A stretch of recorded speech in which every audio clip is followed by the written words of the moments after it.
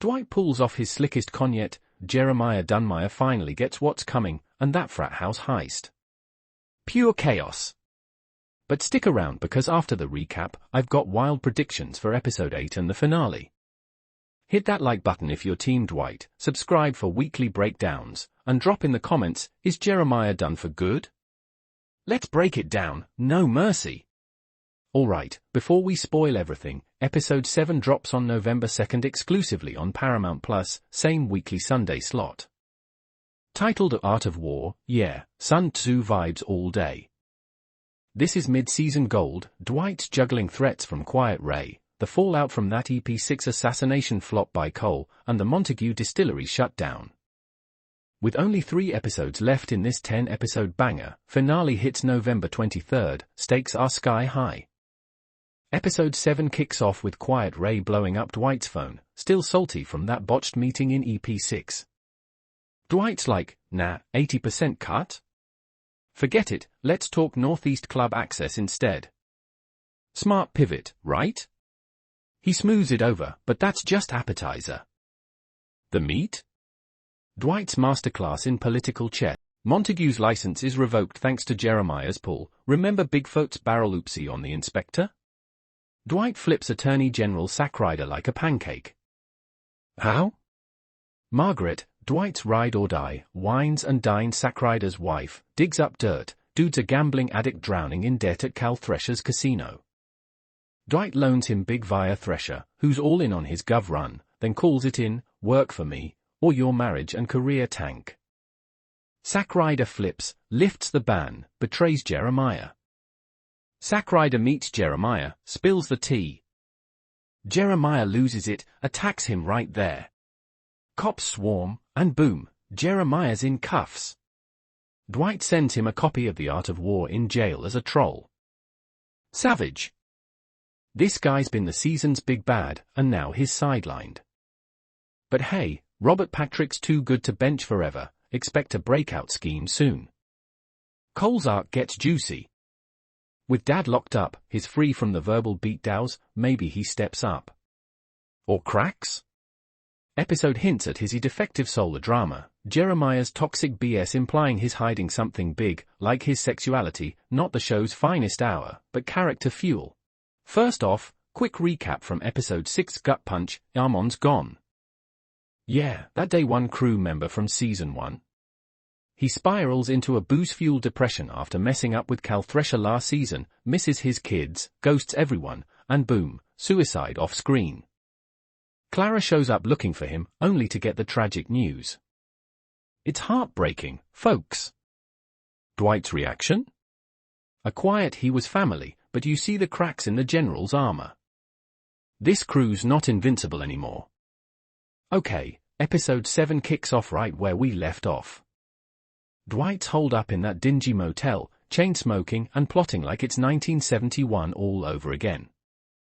He gets a burner phone call from, get this, Bill himself. Yeah, the sheriff spilling everything. Musso orchestrated the whole disappearance to bait Dwight into flipping on the New York families. Bill's not just a pawn, he's the key to exposing Musso as the mastermind pulling strings from the feds and the Dixie Mafia. Jeremiah's busting out? Expect a jailbreak or bail plot. Dwight pushes Northeast liquor rollout, but Quiet Ray tests loyalty. Frat heist cash? Funds a bigger score, maybe clashing with Cole's solo glow-up. Tyson drama brews, strip club vibes from EP3? Could pull him into deeper trouble. And Musso? Bill's arrest ties back, FBI squeeze on Dwight ramps up. Teasers hint explosions, so action alert. Jeremiah vs. Dwight finale showdown, but with Sackrider flipped, it's political war. Cole rebels? Becomes anti-hero or Dwight ally? Bigger threats, triads from season 2 revenge? Or New York mob sniffing weakness? Dwight's family, daughter Tina, sis Joanne, gets messy, maybe a betrayal. Longshot, spin-off tease with Nola King vibes, tying in Samuel L. Jackson rumors. Season 4's locked, Stallone's deal seals it, so no loose ends, expect a cliffhanger bigger than Season 2's. Season 3, Episode 6 started to get back on the right track because it narrowed its focus on its most interesting and familiar characters. Musso, whose entire presence in the series so far has been perplexing at best, was hardly seen, as was the case for Thresher, who made a strong Season 2 antagonist but doesn't have much purpose in Season 3, which literally has 2 big bads already, along with an obnoxious little one. The best-case scenario for the remaining 4 episodes of Tulsa King Season 3 would feature the beef between Dwight and Quiet Ray reaching drastic levels to the point where Dwight is affected like never before. The Dunmires don't have what it takes to knock Dwight off his pedestal and are really just the equivalent of nagging flies trapped in the house at this point. The increased presence of Quiet Ray, played by James Russo, in the latest Tulsa King episode certainly ups the ante and makes it gripping TV once again. Mitch and Cleo's Bonnie and Clyde dynamic is also as entertaining as it has ever been this season, adding an assaulting a police officer charge to Mitch's laundry list of misdeeds. There also seems to be some sparks flying between Body and Grace, while Cole Dunmire's desperation for his psychotic father's approval reaches an all-time high. The loose approach to the storytelling this season is still not doing Tulsa King any favors. The notes of humor land more effectively in Bubbles, which nearly brings the series back to its Season 1 heyday. Among a variety of car scenes featuring road trips and phone calls, we discover that Special Agent Musso is holding Bevilacqua in custody for reasons yet to be explained, and Armand, who has been missing all season, is declared dead by suicide without much emotional impact. Dwight is starting to feel like a broken record with how many times he says this Montague bourbon venture is the biggest opportunity of his life. A guy like Quiet Ray is the perfect person to hit Dwight with a reality check, one that will rearrange his priorities very quickly. Force a sting on Ray or Deacon, leading to a twist where Dwight turns the tables. The face-off scene shows Dwight's crew armed against Dunmire's mob. That's my take on Tulsa King Season 3 Episode 5. If you're excited, smash that like button, subscribe for more breakdowns, and turn on notifications so you don't miss my recap after it airs. Thanks for watching, see you next time. Today we're diving into Season 3 Episode 5, titled On the Rocks. If you haven't caught up through Episode 4, hit pause now because there will be major spoilers ahead for what's already aired. For Episode 5, which drops tomorrow on Paramount+, we'll cover previews, teasers, and my predictions on what to expect. Let's get into it. Season 3 kicked off with Dwight Manfredi, played by the legendary Sylvester Stallone, facing new threats in Tulsa. After Season 2's chaos, Dwight's empire is expanding, but so are his enemies. Episode 1, Blood and Bourbon, introduced the Dunmire family as major antagonists, stealing Dwight's prized 50-year-old bourbon. In Episode 2, The 50, we saw Tyson messing up big time, leading to the heist. Episode 3, The G and the OG, ramped up the crew's efforts to track it down, with some redemption arcs kicking in. And Episode 4, Staring Down the Barrel? Phew, that was intense. Dwight and his team stage a brutal railyard standoff to recover the bourbon. Tyson gets a lead from Serenity, who turns out to be a spy, a classic twist. They muscle their way in, but it ends with Cole Dunmire's death. Meanwhile, Margaret pitches a fake dating plan to help Cal Thresher's governor run, which Dwight's not thrilled about. Jeremiah Dunmire drops that ominous line, "The war is heating up." Now, for On the Rocks, previews suggest this one's going darker and more explosive. The big hook is the fallout from Cole's death. The Dunmires aren't letting that slide, expect Jeremiah to rally for revenge, putting Dwight's control on shaky ground. Alliances might dissolve, who's really loyal in Dwight's crew? We could see betrayals from within, turning friends into foes. Old enemies might resurface too, bringing grudges or shady deals. On the political side, Margaret's scheme with Thresher could create jealousy or blowback for Dwight. And with Quiet Ray back in the mix from Episode 4, maybe he plays a bigger role. Overall, it's about escalating the underworld war, with Dwight making some brutal choices to hold onto his empire. Previews tease power shifts and dangerous confrontations, can't wait. Dwight goes scorched earth on the Dunmires, but it backfires with law enforcement or internal leaks. Maybe Tyson's arc leads to more family drama. Margaret's plan? Total recipe for relationship tension, Dwight's territorial, remember? Could Thresher betray them post-election? And with the season halfway done, this episode might set up a mid-season twist, like a major alliance flip or another death. What do you think? Drop your theories in the comments. Episode 5 is anticipated to explore the immediate aftermath, with previews emphasizing a shift to darker, more volatile storytelling. Key anticipated elements include retaliation from Jeremiah Dunmire, who warns of an intensifying war, potentially leading to violent confrontations that test Dwight's grip on Tulsa. Betrayals are a central theme, as alliances within Dwight's circle may fracture, with not all members proving loyal amid mounting pressures. The return of old foes could introduce new grudges or opportunistic deals, complicating Dwight's strategies.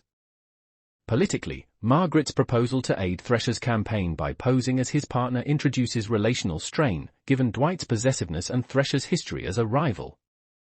This subplot ties into broader power dynamics, where Thresher's potential governorship could benefit or endanger Dwight's empire, depending on loyalties. Character developments in Episode 5 are expected to deepen existing arcs. Dwight faces moral and tactical dilemmas, balancing aggression with vulnerability as enemies multiply. Tyson, seeking redemption after his heist involvement, may encounter further tests of loyalty. Margaret's independence drives her political maneuvering, but it risks alienating Dwight, highlighting themes of trust in relationships. The Dunmires, fueled by grief over Cole, represent old money privilege clashing with Dwight's street-smart mob ethos. Supporting characters like the crew and Serenity could pivot into betrayers or allies, adding unpredictability. If the premiere of Tulsa King Season 3 felt like a bit of a corrective to a lackluster second season, Episode 3 feels like it's proving a point and then some. We've already had tense sit-downs between Dwight and the new big bad, Jeremiah Dunmire. We've roped in almost every surviving character from the previous 2 seasons, and we're starting to genuinely imperil the core cast. Things are getting serious, they're already serious, and they're going to get even more serious very quickly. This is what you want from a show like Tulsa King. Taylor Sheridan can be prone to bouts of self-indulgent excess, and that sort of thing can derail a season. These tight episode runtimes don't provide much leeway, so I'd rather a bit less depth and build-up, especially since a lot of these relationships and dynamics have been developing for a while, and more head-on collisions. That seems to be the 3rd season's guiding MO. Long may it continue. Before we unload the chaos of Episode 4, let's rewind to that gut-punch ending of the G and the OG. Dwight's out here playing 4D chess with his new distillery empire, but things go sideways fast. Tyson's living his best life at Stroker's strip club, throwing stacks like it's nothing, but boom, Cole Dunmire's goons snatch him up. They drag him to some abandoned warehouse, and Cole's got him staring down the barrel of a shotgun, ready to paint the walls red for messing with the family business. Meanwhile, Dwight's on a creepy road trip with that shady Fed, Agent Musso, the guy with a personal grudge from Dwight's pre-prison days. They pull up to a sit-down with Jeremiah Dunmire, who's got his local muscle surrounding them like it's a bad western. Dwight ain't backing down from the distillery fight, but the feds are circling, and that secret 50-year bourbon stash. It just fell right into Dunmire's lap. Alright, Episode 3, the G and the OG, was straight fire, literally. Dwight's bourbon empire is booming, but the Dunmire family's not having it. Tyson, our young gun, goes full spy mode on Cole Dunmire at Stroker's strip club, but gets snatched by Cole's crew. Blindfolded in a warehouse, staring down a shotgun, talk about tension. But plot armor activates, Mitch and body track him via phone, roll up in that bulletproof Cybertruck, Elon would be proud, and bust him out in a hail of bullets. Tyson escapes, but not without dropping a warning to Cole, war's on. Meanwhile, Dwight's playing diplomat with Jeremiah Dunmire, but Agent Musso, that Fed with a grudge from Dwight's old New York days, is stirring the pot. Cleo, fed up, straight up sets fire to Jeremiah's land as payback. And the kicker? Cole's goons raid Dwight's storage, swiping his secret bourbon stash. Dwight's left fuming, team tensions are high, and Musso's vendetta is bubbling. Meanwhile, Grace, Tyson and bodytail Cole Dunmire in the least possible of stealth vehicles, Tyson's Tesla Cybertruck. They follow Jeremiah's son to a warehouse, and when they follow him inside, they find a bingo game full of senior citizens. So they sit and play. Goody shows up mid-game. "I thought we were about to get into something nefarious," Grace explains sheepishly, explaining her reason for calling him. Goody looks around for 2 seconds and clocks that Cole and his goons are running a scam. And he proves it by interfering with the age-old con so that Tyson wins. Cole is super mad, but he pays Tyson rather than make a huge scene in front of the marks, a clientele. Dwight's crew go to a strip club named Strokers, side note, eye roll, after, and Tyson throws around so much cast that a dancer named Serenity takes him back to a private room. They talk about their individual futures. She's got dreams, you see, she just wants to get out of Tulsa. When their intimate moment is interrupted by Cole, who puts his gun to Tyson's head. Well, so much for that goldmine Dwight was sitting on. Theodore Montague's 50-year-old bourbon, the secret reserve that was supposed to make Manfredi millions, falls into Dunmire hands at the end of this week's Tulsa King. And the worst part about it? A member of Dwight's crew is responsible, though can you really blame him, given the circumstances? If you watched, you know what I'm talking about. And if you didn't, keep reading for the highlights of the G and the OG. Agent Musso contacts Dwight and says he's got a mission for him, and he'll send a car. Dwight dodges his suspicious sister's questions and gets in the ride when it arrives. It's a self-driving car, which freaks Dwight the fudge out to the point that he pulls his gun and tries to kill the driverless vehicle. Sounds weird, but it's quite funny. Musso knows about Quiet Ray, calling him the boss of bosses, but Dwight won't confirm anything. They wind up getting pulled over for speeding by a local cop, and when Musso's FBI credentials don't impress the guy, Dwight steps out of the car and works his charms on the officer.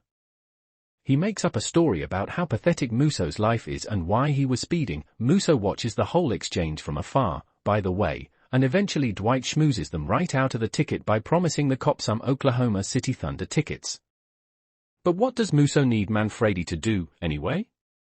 There's a lowlife named Deacon. This guy is pure evil, Musso says, who works in a jewelry or clock repair shop, and Musso needs Dwight to go in there and act like a mafioso to gain the man's trust for future operations.